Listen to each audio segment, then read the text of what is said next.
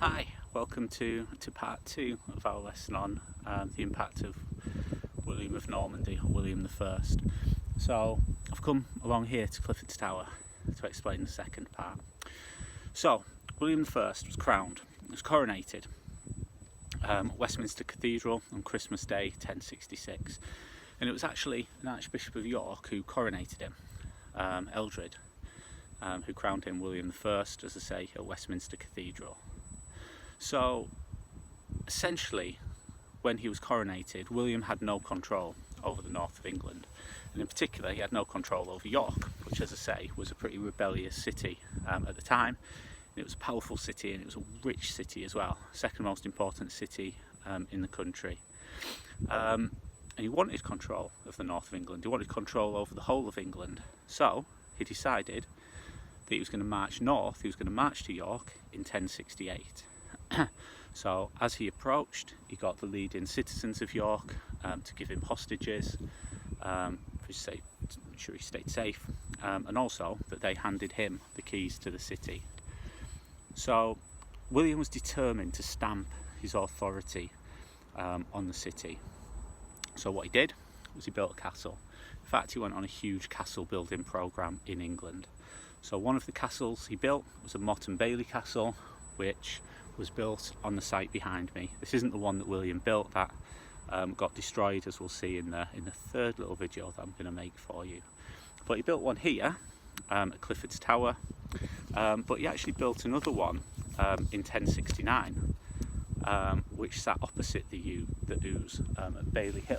So if we go around to the side, and if I point my camera away from my ugly mug for a second, over there somewhere would have been a second castle, which would have mirrored the one here at Cliffords Tower. And basically a chain could have been threaded. So that's over the river is down there. And a chain could be threaded between the two to make sure that nobody could sort of head up the Ouse and do any damage to the city if that's what they wanted to. So he left in 1068, he left with this castle and about 500 men garrisoned there. And it was a sign of York's importance that 500 men stayed there, and two castles were built in York. It was the only place outside of London where two castles were built. The building of the castle itself didn't do anything to endear William to the people of York.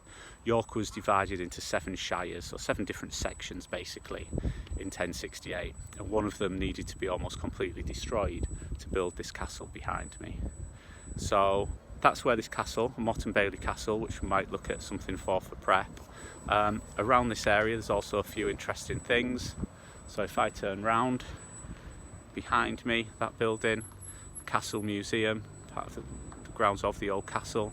That's where the prison would have been. So if you did your work on Dick Turpin, you may have looked at that. That's where he was imprisoned, and he was hung just outside of York. Cliffords Tower itself has an interesting history. So there is a plaque here at the bottom of Cliffords Tower.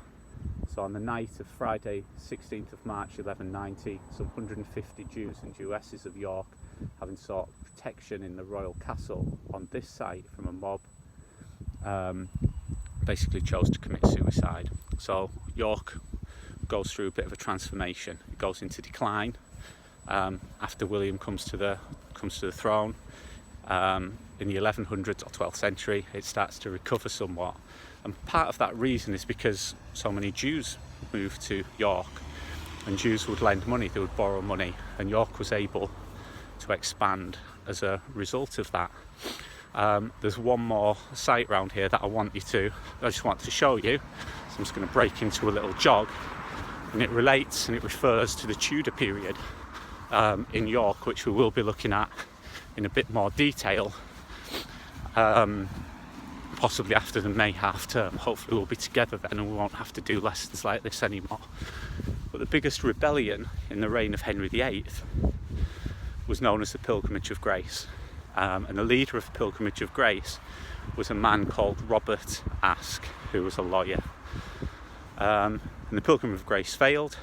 Robert Aske was initially invited to London to meet with Henry VIII.